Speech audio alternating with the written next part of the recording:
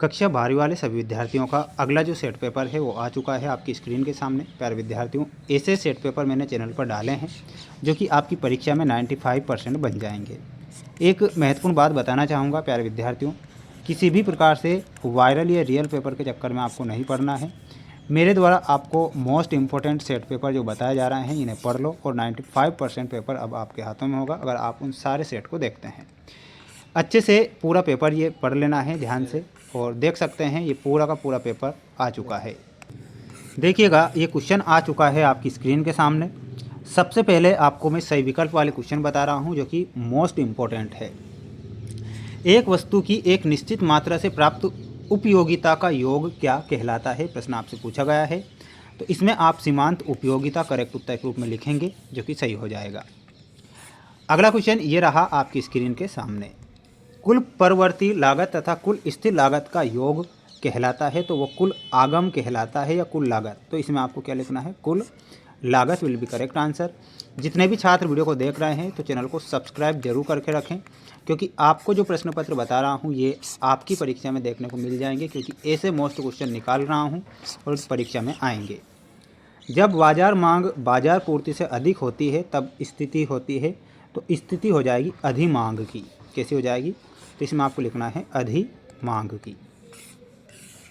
अगला है, बाजार कीमतों पर जीडीपी में से शुद्ध अप्रत्यक्ष कर हटाने पर प्राप्त होता है। तो बाजार कीमत जीडीपी, ठीक है। तो यहाँ पर आपका क्या हो जाएगा, बाजार कीमत एनडीपी है ना। तो ये आपका सही होगा, ऑप्शन नंबर सी। ध्यान रखना है, सभी छात्र अच्छे से पढ़ें, अच्छे से मेहनत करें ताकि आप अच्छे नंबर ला सकें। प्यारे विद्यार्थियों, रियल या वायरल के चक्कर में पढ़ेंगे तो गलती आपकी होगी, फिर बाद में मत कहना कि पेपर नहीं आया। मान लीजिए नगद कोष अनुपात 20% है, तो 100 रुपये की जमाओं के पीछे हमारे बैंक को कितना रुपया नगद कोष में रखना होगा। तो इसमें आपको लिखना है 20 रुपये। एमपीसी का मान होता है तो 0 तथा 1 के बीच में होता है, ये आपको करेक्ट करना है। नेक्स्ट क्वेश्चन देख लीजिए, ये है आपका अगला प्रश्न, रिक्त स्थान वाले। अवसर लागत को लागत भी कहते हैं, तो अवसर जो लागत होती है उसे वैकल्पिक लागत के नाम से भी जाना जाता है। तो इसमें आपको लिखना है वैकल्पिक। क्षैतिजीय मांग वक्र के समस्त बिंदुओं पर मांग की लोच होती है, तो पूर्णतः लोचदार होती है। तो इसमें आप क्या लिखेंगे, पूर्णतः लोचदार। वह नियम जो काल में लागू होता है, कौन से काल में लागू होगा, तो वो होगा अल्पकाल में। वह नियम जो अल्पकाल में लागू होता है उसे परिवर्ती अनुपातों का नियम कहते हैं। ऑटोमोबाइल निर्माण के लिए इस्पात की चादर का उपयोग और बर्तन बनाने के लिए तांबे का प्रयोग वस्तुएं कहलाती है। तो किस प्रकार की वस्तुएं होंगी, तो वो अंतिम वस्तुएं कहलाती है। तो इसमें आपको लिखना है अंतिम।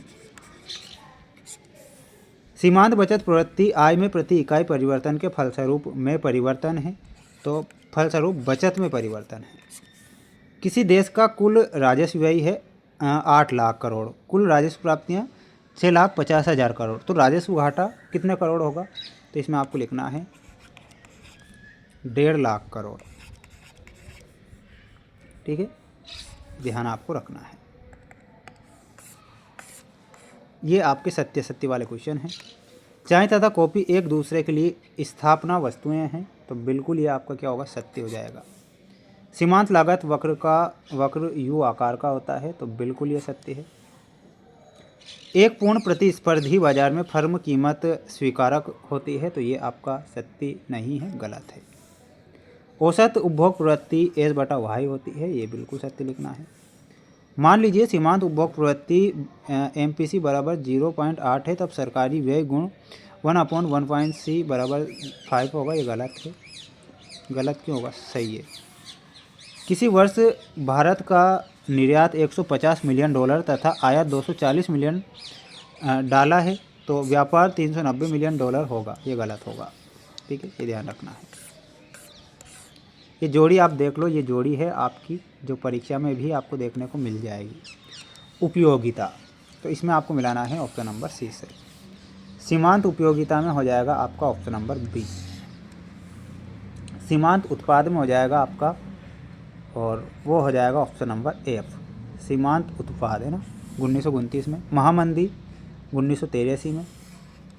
जॉन मेनार्ड किन्स का जन्म वर्ष हुआ था, तो यहाँ पर आपका सही उत्तर क्या हो जाएगा, देखिएगा थोड़ा सा यहाँ पर किसी न किसी प्रकार।